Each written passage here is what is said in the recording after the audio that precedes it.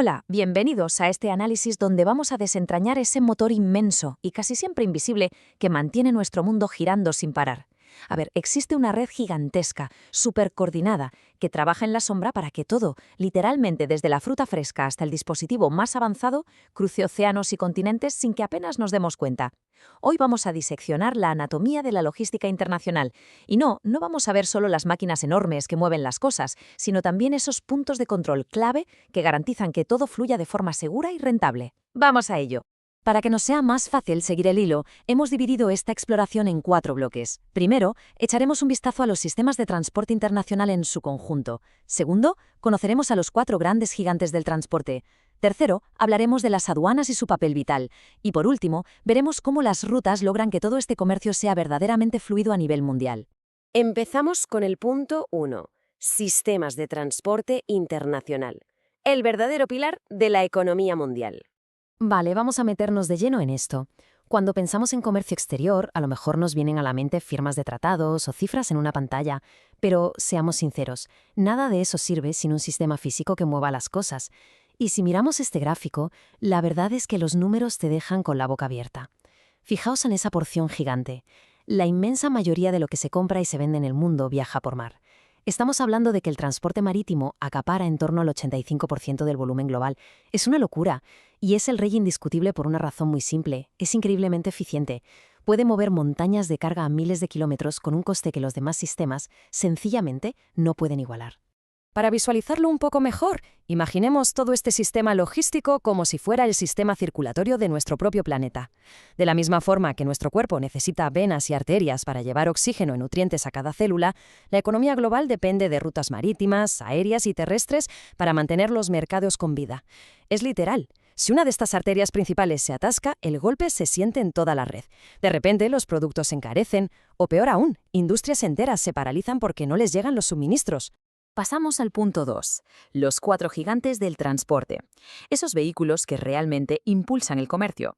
Si hacemos un poco de zoom sobre los protagonistas físicos, nos encontramos con 4 personajes principales, y cada uno tiene sus puntos fuertes y sus debilidades. Vamos a contrastar primero los dos más extremos. Por un lado tenemos al transporte marítimo, lo que podríamos llamar el gigante lento. Es tu mejor amigo cuando tienes mucho volumen, poco presupuesto y el tiempo de entrega no es un problema. Y en el otro extremo está el transporte aéreo, la bala veloz. Sí, es muchísimo más caro, claro que sí, pero a cambio te da una velocidad espectacular. Cuando el tiempo apremia, es la única opción viable que te lleva un cargamento al otro lado del planeta en cuestión de horas. Y esta tabla ilustra a la perfección cómo toda esta teoría de la logística baja al mundo real. Básicamente, la naturaleza de lo que envías decide cómo lo envías.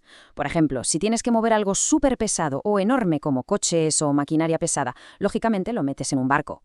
Pero, por el contrario, si estás moviendo medicamentos urgentes que necesitan estar a una temperatura controlada o frutas que tienen que llegar frescas al supermercado mañana mismo, bueno, ahí el coste extra del avión está más que justificado.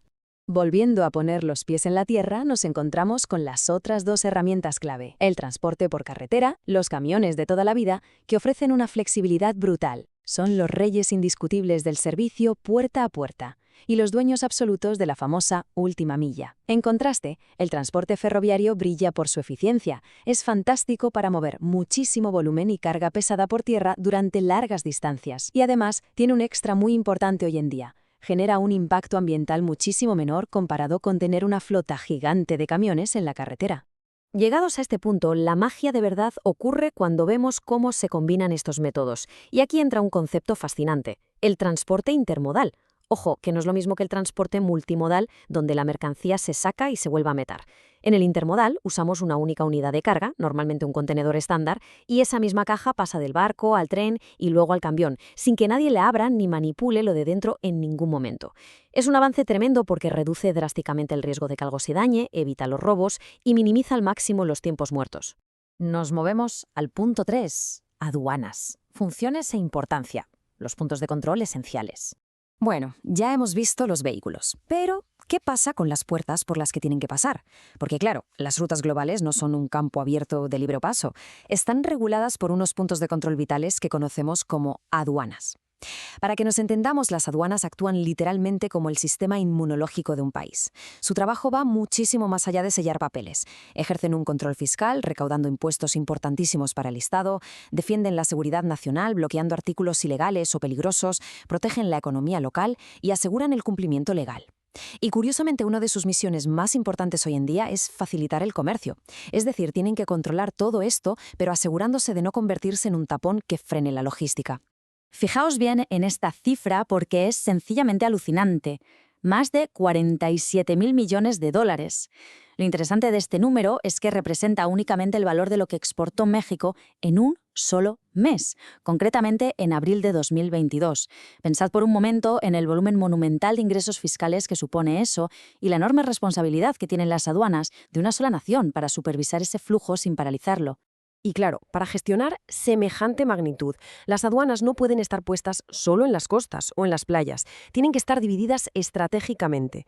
Tenemos las aduanas de frontera, que son las típicas en los límites territoriales, pero también hay aduanas interiores, metidas dentro del propio país para gestionar movimientos entre regiones. Y luego están las aduanas especiales, como las que hay en las zonas francas, que son súper interesantes porque están diseñadas específicamente para atraer inversión extranjera, ofreciendo beneficios fiscales temporales. Y finalmente llegamos al punto 4, rutas y comercio fluido, conectando el mundo. Si alejamos el enfoque hacia una perspectiva macro para ver la foto completa, vemos cómo los barcos, los trenes, los contenedores y las aduanas se unen para crear unas rutas que hacen que el comercio fluya de verdad. Y todo este flujo constante se ancla en unos supernodos globales, que son los pesos pesados de la industria. En China, por ejemplo, puertos como Shanghái y Shenzhen mueven unas cantidades de bienes exportados que marean. En Estados Unidos, Los Ángeles y Nueva York funcionan como las puertas de entrada gigantes para esos productos. Y aquí, en la Unión Europea, instalaciones como Rotterdam o Hamburgo son el corazón palpitante que bombea toda la logística regional. Estos nodos son vitales para conectar ambos hemisferios de una forma súper eficiente. Vamos a ver cómo se desarrolla todo esto y se integra en un proceso continuo. Un viaje logístico con éxito es como una coreografía perfecta, donde nadie puede equivocarse de paso. Paso 1, las mercancías se consolidan y agrupan en el punto de origen.